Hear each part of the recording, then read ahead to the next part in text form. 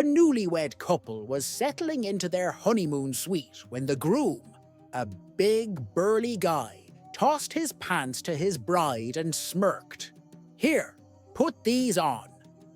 She slipped them on, but the waistband was so big it could fit two of her. "I can't wear your pants," she laughed. "Exactly," he said, puffing out his chest. "And don't you forget it. I'm the one who wears the pants in this family." Without missing a beat, she picked up her lacy pants and tossed them at him. "All right, big guy, your turn." He tried, but they barely made it past his knees. Frustrated, he huffed, "I can't get into these." She crossed her arms and grinned. "Exactly. And that's how it's gonna stay until your attitude changes." A mild-mannered man was tired of being pushed around by his wife, so he decided to see a psychiatrist. The doctor told him he needed to build his self-esteem and handed him a book on assertiveness. The man read the entire book on his way home. By the time he walked through the front door, he was feeling confident. He stormed into the house, pointed a finger at his wife, and declared, "From now on, I'm the man of this house and my word is law.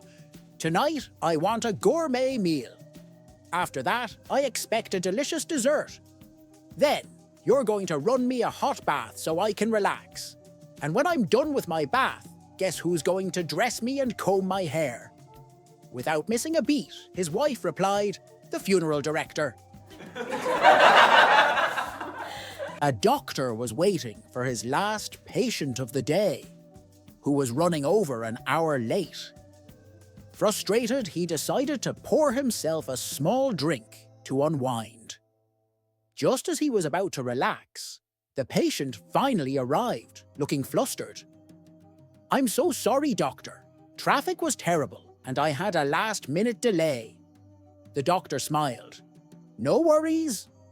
I was just having a little drink while waiting. Want one? Might help you relax before your checkup." She hesitated, then grinned. "You know what? That actually sounds nice." Just as they lifted their glasses, the front door suddenly creaked open. The doctor's eyes widened in panic. He peeked out, then gasped, "Oh no, it's my blonde wife!"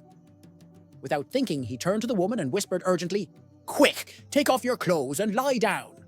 Otherwise, she'll think something suspicious is going on." A couple was struggling in their marriage. So for Valentine's Day, they decided to do the right thing and see a marriage counselor. After several sessions of deep questions and careful listening, the counselor finally nodded and said, "I think I see the problem." He stood up, walked over to the wife, and gave her a warm, heartfelt hug.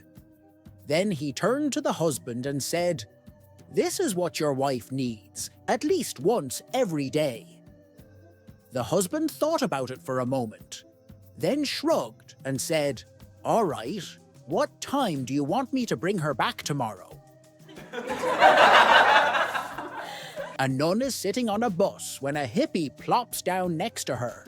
After a moment, he leans in and asks, "Hey, you want to make love?" The nun gasps, "No, God forbids it." She gets off at the next stop. As the hippie gets ready to leave the bus a few minutes later, the driver waves him over. "Hey man, I heard what you said to the nun.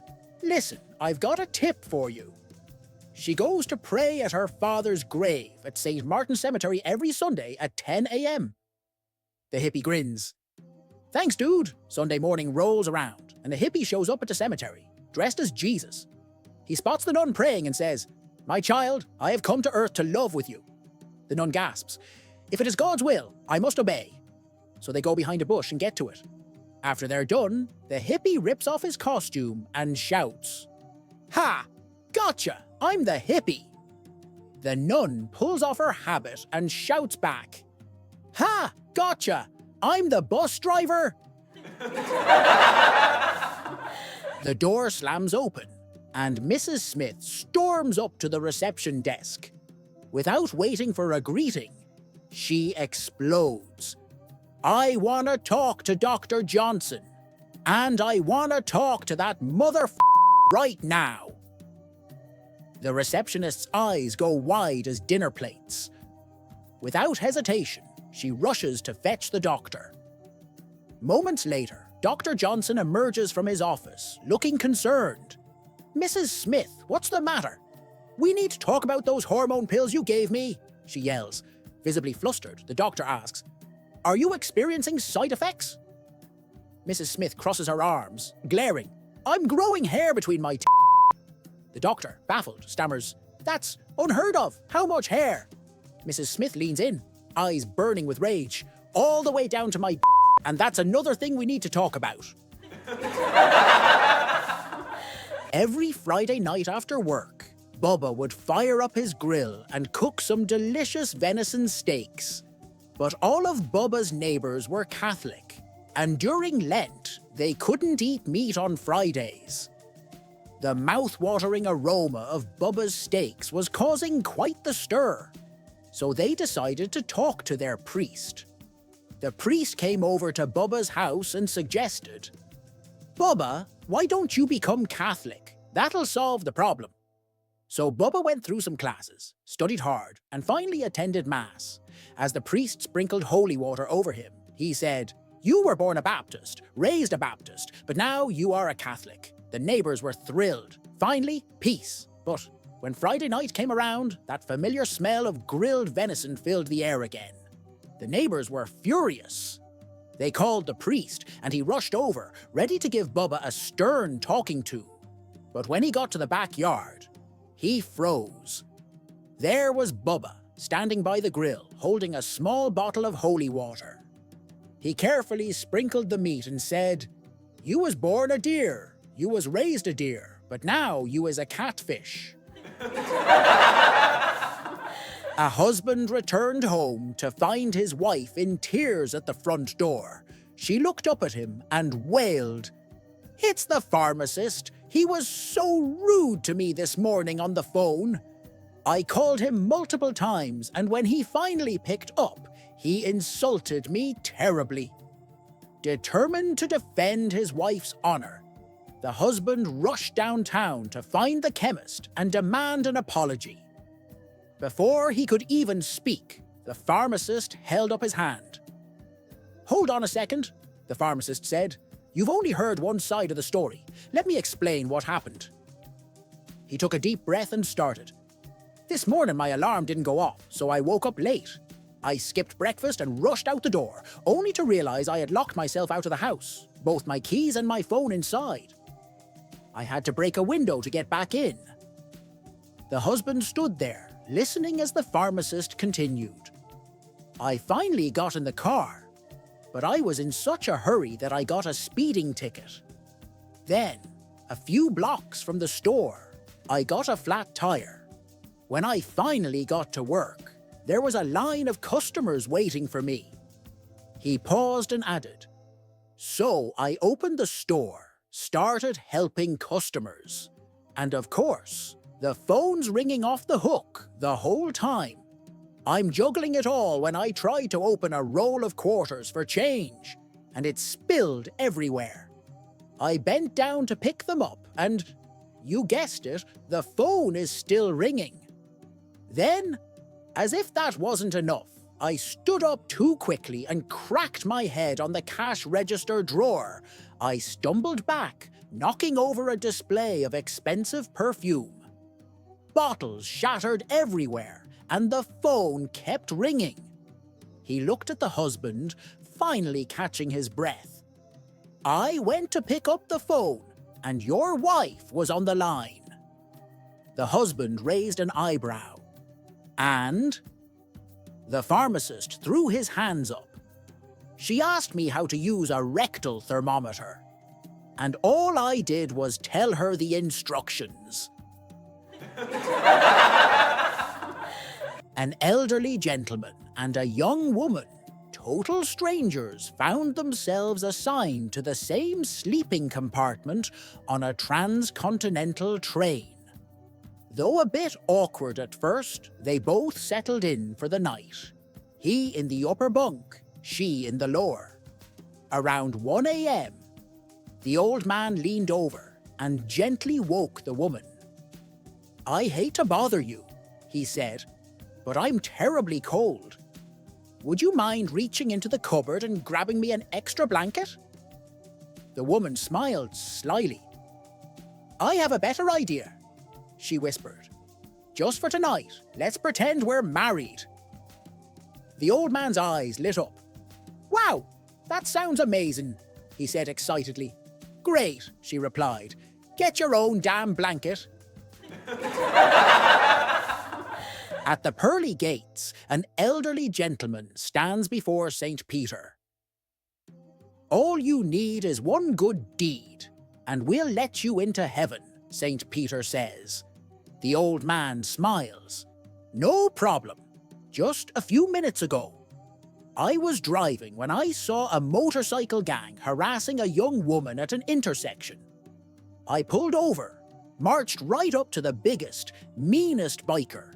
He had to be over 7 feet tall and 400 pounds, and told him that picking on a woman was a cowardly act. I wasn't going to stand for it." St. Peter leans in, intrigued. "And then what?" "Well," the man continues, "I reached up, yanked out his nose ring, and gave him a swift kick where it counts, just to drive the point home." St. Peter flips through the Book of Life, frowning. "That's not in here. When exactly did this happen?" The old man glances at his watch. "Oh, about 5 minutes ago." 3 friends find themselves at the gates of heaven after a car crash. St. Peter greets them and asks, "Before you enter, I have one question for each of you." He turns to the first friend and asks, "When you're in your casket and your loved ones are gathered around, what would you like them to say about you?" The first friend responds, "I'd like them to say I was a great doctor and a loving family man." St. Peter nods and turns to the second friend. "And what about you?" The second friend says, "I'd like them to say I was a wonderful husband and a school teacher who truly made a difference in the lives of my students."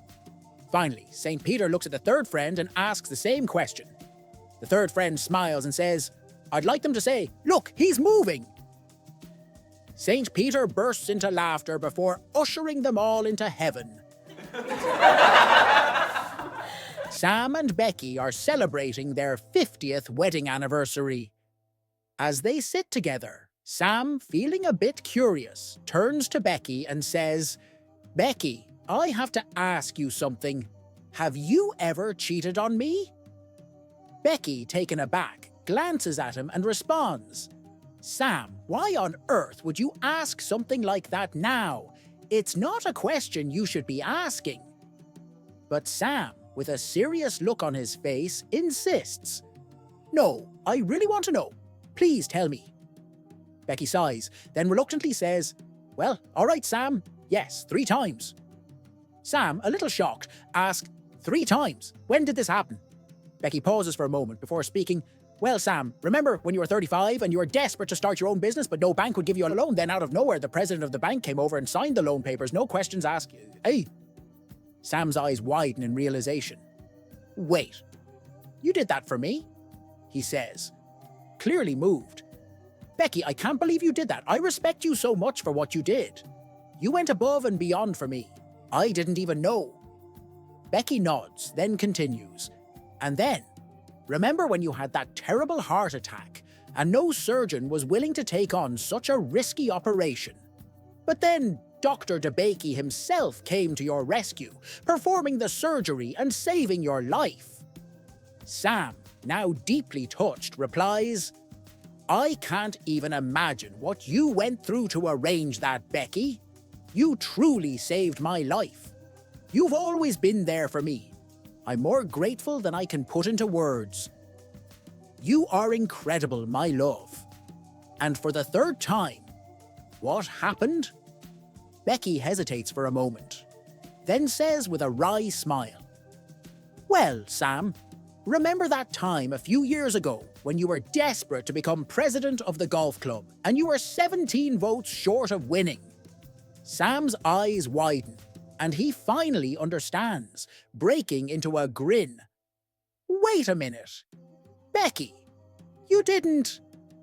With a smile, she replies, Yes, Sam, I did. You really wanted that position, and I made sure you got it. Sam laughs out loud, shaking his head. I can't believe it. You've done so much for me over the years, Becky. You've truly been my rock. Becky smiles softly, her eyes twinkling. Well, Sam, after 50 years, I thought it was time you knew the truth. An elderly priest had grown tired of hearing the same sin in confession, adultery. Every week, it was the same thing.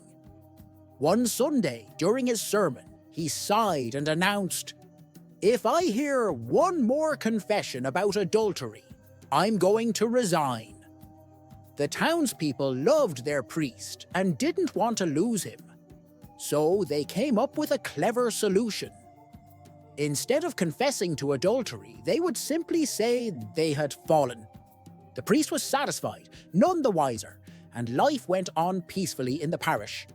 Years passed, and the old priest eventually passed away at the ripe age of 93. A young new priest arrived to take his place, eager to serve the community. One day, he went to visit the mayor. Concerned, he leaned in and said, Mayor, I need to bring something to your attention. You really need to do something about the sidewalks in this town. The mayor raised an eyebrow. The sidewalks? The priest nodded seriously. Yes. You wouldn't believe how many people come into confession talking about how they've fallen. The mayor chuckled, realizing that no one had told the new priest about the town's secret code. But before he could explain, the priest shook his finger and added sternly, And I don't know why you're laughing, Mr. Mayor. Your wife fell 3 times last week. A police officer pulled over a car for speeding and approached the driver's side window. Officer: Sir, may I see your driver's license? Driver: I don't have one. Got suspended after my 5th DUI. The officer narrowed his eyes. Not good. Officer: All right. Can I see the registration for this vehicle? Driver: Not my car. I stole it. The officer stiffened. This just got worse. Officer: You're telling me this car is stolen? Driver: Yep. But now that you mention it, I think I saw the owner's registration in the glove box, right next to my gun. Officer: There's a gun in the glove box? Driver: Yes, sir. That's where I put it after I shot the woman who owns this car and stuffed her in the trunk. The officer backed away slowly and immediately called for backup. Within minutes, multiple squad cars arrived, lights flashing. The captain himself stepped out, approaching cautiously. Captain: Sir, may I see your license? The driver shrugged and handed it over. It was valid. Captain: And this car? Who does it belong to? Driver: Me, of course. Here's the registration. The captain examined the papers. Everything checked out. Captain: Would you mind opening the glove box? We were told there's a gun in there. Driver: Sure, but there's no gun. The officer opened the glove box. Empty. Captain: All right, now, can you pop the trunk? The driver complied. The trunk swung open. Completely empty. No sign of a body. The captain turned to his officer, arms crossed. I don't get it. This officer said, You told him you didn't have a license, stole the car, had a gun in the glove box, and a body in the trunk. The driver shook his head and smirked. Driver: Yeah, and I bet the liar told you I was speeding too. An elderly couple was driving across the country when the wife, who was behind the wheel, got pulled over by a highway patrol officer. The officer walked up to the car and said, Ma'am, did you know you were speeding? The woman, hard of hearing, turned to her husband and asked, What did he say? The old man yelled, "He says you were speeding." The patrolman sighed and asked, "May I see your license?" Again, the woman turned to her husband. "What did he say?" The old man yelled, "He wants to see your license." She dug into her purse and handed over her license. The officer glanced at it and smirked. "Ah, Arkansas. I spent some time there once. Went on a blind date with the ugliest woman I've ever seen." The woman turned to her husband once more. "What did he say?" Without missing a beat, the old man yelled, "He said he knows you." A bright, ambitious young executive had just been appointed as the CEO of a major tech firm. On his first day, his predecessor, a seasoned leader with years of experience, met with him privately and handed him 3 sealed envelopes numbered 1 through 3. When you find yourself in trouble and don't know what to do, open these, one at a time, the outgoing CEO advised before walking away. At first, things went smoothly. The company was thriving, profits were strong, and morale was high. But 6 months into his tenure, sales suddenly plummeted. Customers were leaving, the board was restless, and pressure was mounting. Desperate for guidance, the young CEO remembered the envelopes. He opened the first one. "Blame your predecessor." So he did, tactfully. At a press conference, he acknowledged the challenges, but pointed to past decisions that had led to the downturn. The board, the media, and investors responded favourably. Stock prices recovered, and the crisis was averted. A year later, the company hit another rough patch. Product delays, operational inefficiencies, and another dip in sales. This time, the CEO didn't hesitate. He opened the second envelope. Reorganize. Without delay, he announced a major restructuring, bringing in fresh leadership, reshuffling teams, and streamlining operations. The bold move worked. The company bounced back, profits soared, and the CEO was once again praised for his decisive action. But success was fleeting. After another period of prosperity, the company faced its biggest challenge yet, a crisis that threatened its very future. Feeling the weight of the moment, the CEO retreated to his office, shut the door, and reached for the final envelope. He took a deep breath and opened it. Inside, a short message read, "Prepare 3 envelopes." One day at work, a man notices that his usually conservative male co-worker, Bob, is wearing an earring. Curious about this unexpected fashion choice, he says, "Hey Bob, I didn't know you were into earrings." Bob shifts uncomfortably and replies, "Oh yeah, sure." "Really?" the man asks. "How long have you been wearing it?" Bob sighs and says, "Ever since my wife found it in our bed."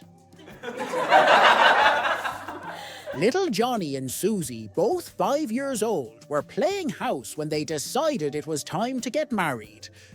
Determined to make it official, little Johnny approached Susie's dad to ask for her hand in marriage. Susie's dad, amused, played along. "And where do you plan to live?" he asked. Johnny thought for a moment and confidently replied, "I'll just move into Susie's room. There's plenty of space for both of us." "And how will you support yourselves?" Susie's dad inquired. "Well," Johnny explained, "I get a $5 allowance every week, and so does Susie. That should be enough." Now, growing a bit exasperated, Susie's dad decided to challenge him further. "But what if little ones come along?" Johnny shrugged and said with a grin, "Well, we've been lucky so far." A husband came home, looking forward to a relaxing evening, only to find his wife in tears. She sobbed, "It's the druggist. He insulted me on the phone this morning." Furious, the husband raced to the pharmacy to confront him. Before he could even speak, the druggist raised his hand and said, "Hold on, let me tell you about my day." I woke up late because my alarm didn't go off. I rushed out the door but locked my keys inside, had to break a window. On the way, I got a speeding ticket and then had a flat tire. When I finally got to the store, people were waiting and the phone wouldn't stop ringing. I spilled a roll of nickels while making change, cracked my head on the cash register, knocked over perfume bottles, and the phone kept ringing. When I finally answered it, it was your wife asking how to use a rectal thermometer. And sir, I told her. An old, grizzled man was quietly eating at a truck stop when 3 burly bikers walked in. The first biker walked up, stubbed his cigarette out in the old man's pie, and then took a seat at the counter. The second biker swaggered over, spit into the old man's milk, and then sat down. The third biker strolled up, flipped the old man's plate over, and joined his friends at the counter.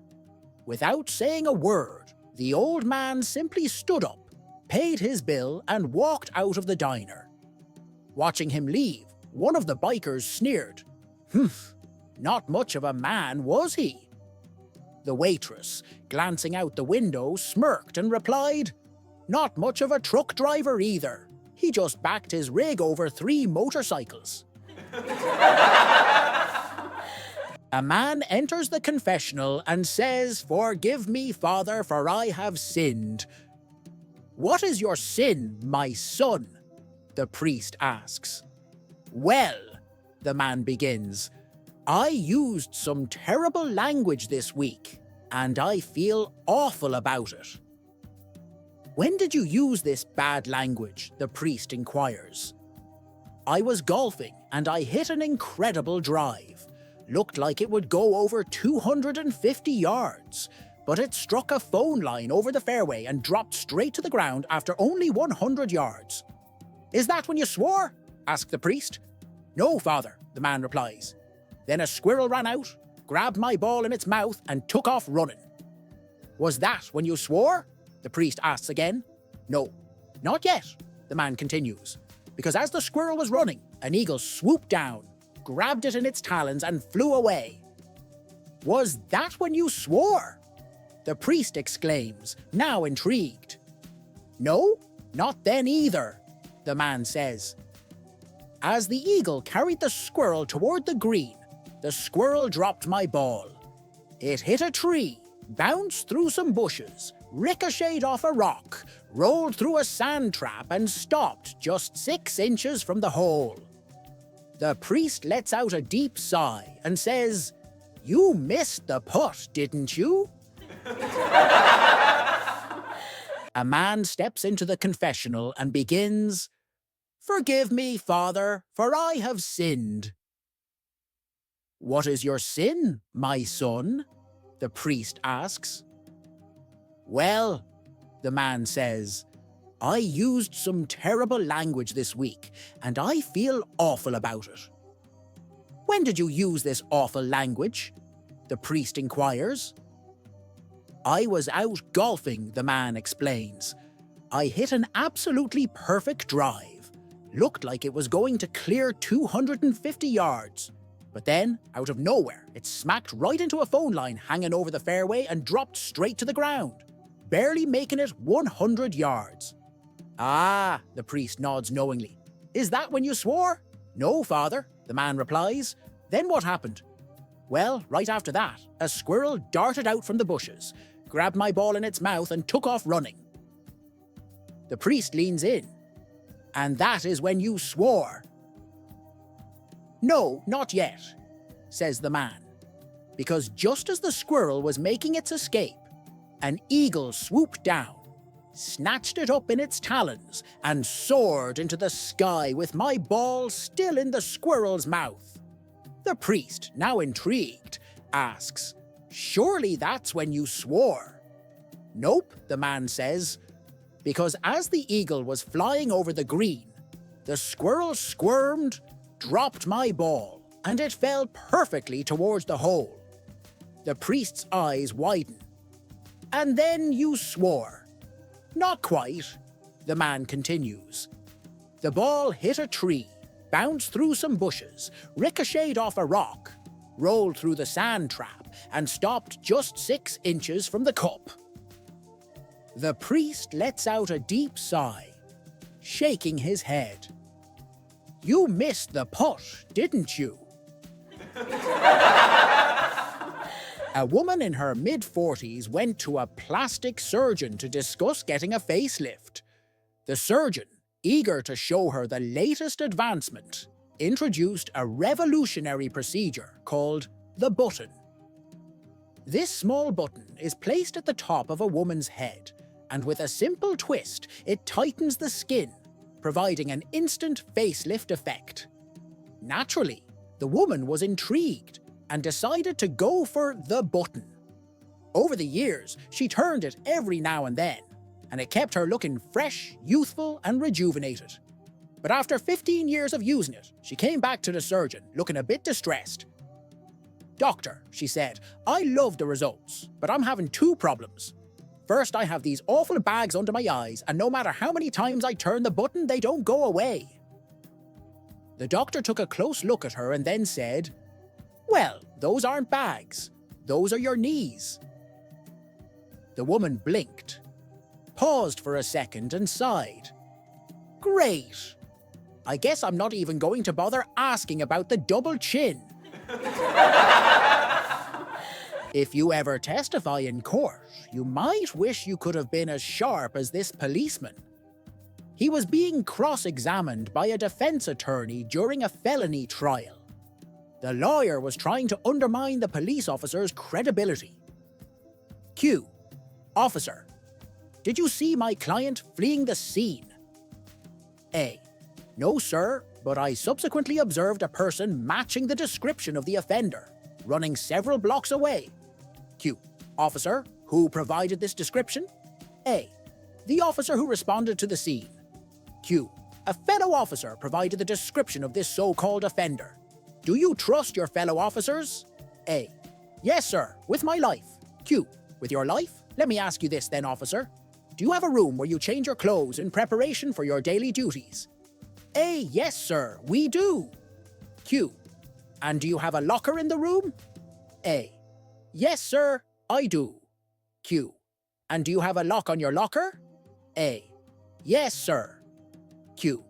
Now, why is it, officer, if you trust your fellow officers with your life, you find it necessary to lock your locker in a room you share with these same officers?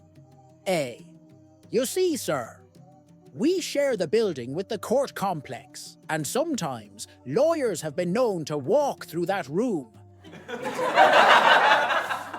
A local United Way office realized that the town's most successful lawyer had never donated to their organization.